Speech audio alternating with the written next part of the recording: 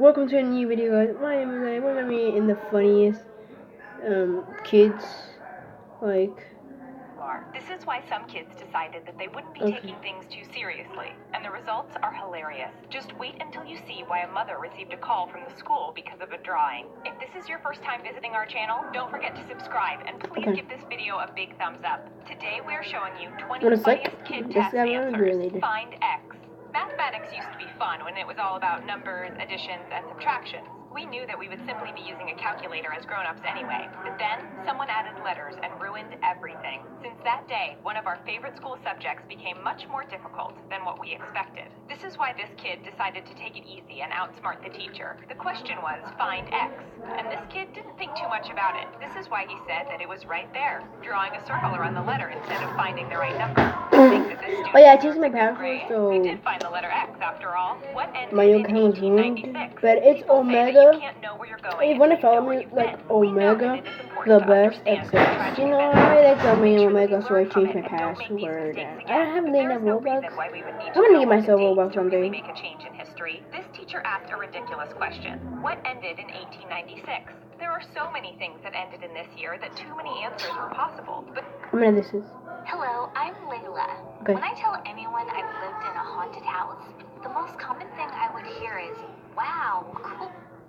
Okay. Hey, I'm Tina, and what I want to tell you is a real-life horror story. No, it's not about meeting a ghost or escaping from a maniac, thank God. However, my story will give you creeps because I have been babysitting a monster. It all started a couple of years ago. I was 14 and I needed money to buy myself a new tablet, so I needed work. My mom came up with an idea. Her boss was looking for a babysitter for her 7-year-old son, and that seemed like a perfect task for me. It was also good for my mom. She had a new job and kind of wanted to do her new boss a favor, so I was in. I met that woman, Miss Killian, and her son Terry, a day before I was supposed to babysit him. He seemed like a little angel. Blonde hair, blue eyes, friendly smile. I liked him at once. The next day, I came for my first babysitting session. Yeah, what time is that? I couldn't wait. What? First job at last. My idea was that I would have... Can we repeat the time again? Wait. The next day... What time is that? What the... Wow. I came for my first babysitting session. Just a couple of hours. I couldn't wait. My first job at last.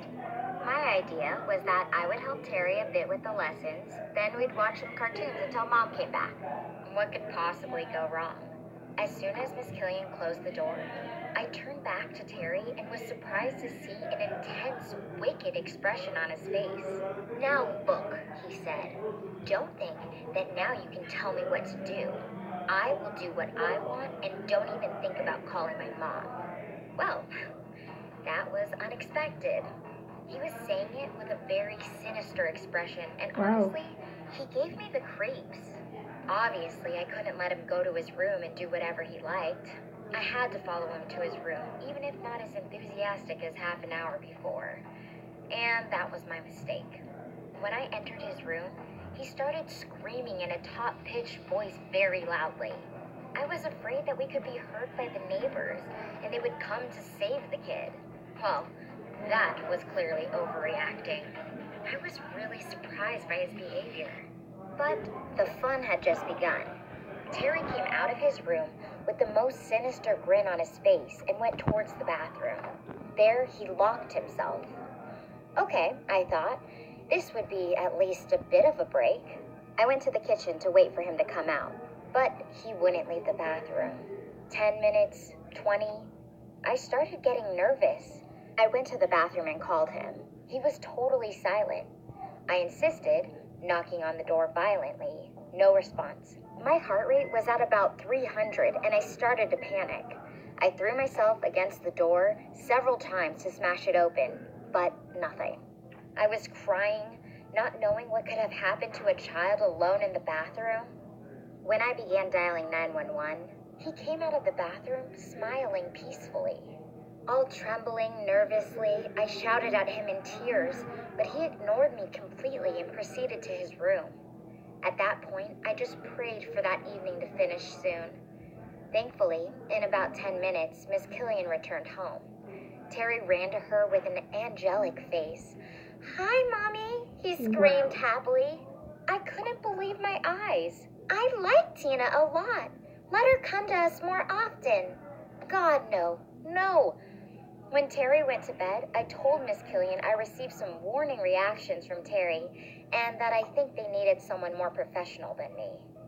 You know what? She didn't believe me. She was absolutely sure her Terry was an angel, and he seemed to like me so much. She said they used to have problems with babysitters because Terry liked no one, and I seemed to be the first one to find a key to his heart. As if that monster had a heart. She begged me to give Terry a second chance. I came home totally exhausted and told my mom about the evening, but she didn't believe me either. Wow. Oh, come on, Tina. He's 7. It can't be that bad. Try to Can't be babysit him a that couple bad. of times more for me. I felt like a hostage to the situation, but okay, for my mom. I came to Miss Killian's another time, and Terry was sincerely happy to see me. I thought that maybe this time everything would go okay. But he had a plan for my visit. At the beginning, he was absolutely okay. We were doing lessons, and then I cooked dinner for him, a plate of pasta. When I called him downstairs, he came absolutely calm and silent, took a beautiful plate I had cooked, and threw it into the trash bin. I was shocked. Do you think it is normal to behave like that? And what are you going to eat, I wonder?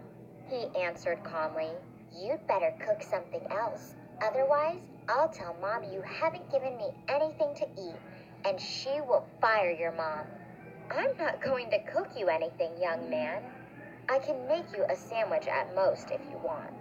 He didn't answer anything. He opened a kitchen drawer and took a pair of kitchen scissors. I told him to give them to me. He pretended not to hear me. He reached for the lock of my hair and clicked with the scissors. All that without saying a word, just smiling.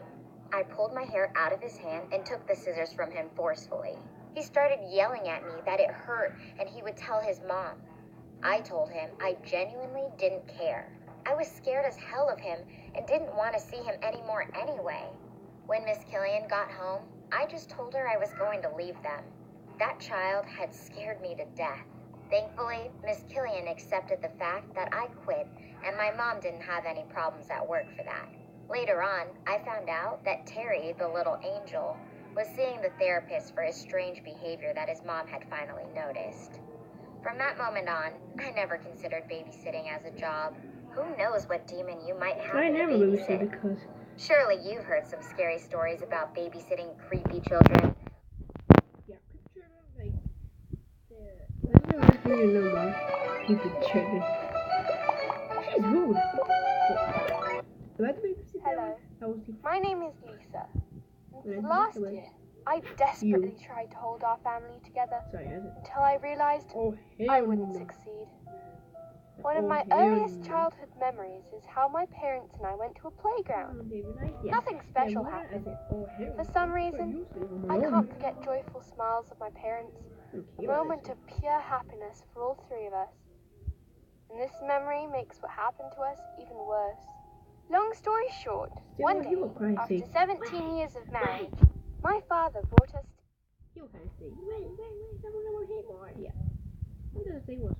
together and through tears told us that he leaves my mother for another woman. And, well, how can you react to such news? You think that everything is fine and your parents love each other and do your own stuff, and then this happens. I asked my father why, but the answer was quite obvious. He just fell in love with another woman. And then he, well, left. It was just my crying mum and me. Our house seemed so empty and lifeless without him. We both missed him. I imagined what I would feel if my future husband would leave me like that after 2 decades of marriage. It's really hard to imagine what to do next. After some time, Dad contacted me, and we met in a cafe. I thought he wanted to return. Maybe he realized his mistakes, and it all was just a misunderstanding. I was wrong, of course. He just wanted to say that he still loves me, and him leaving doesn't change things between us. I begged him to reconsider and return to Mum, to think about it, to remember all the times we had together. He just smiled and said, "It's not that simple." Then he said that Mum is a strong woman and she will recover and I need to support her. But what about him? Isn't it his responsibility to support her, even if he's not in love with her? He also told me that he wants me and his girlfriend to meet at some point because she is a good person and I would like her. He took my hand into his and I just silently nodded. Maybe he was right. I didn't want to lose my dad. I still loved him. It was hard to come home that day. My mum was a shadow of herself, not even bothering to brush her hair in the morning. It was hard seeing a person who you looked up to your whole life like that. I felt like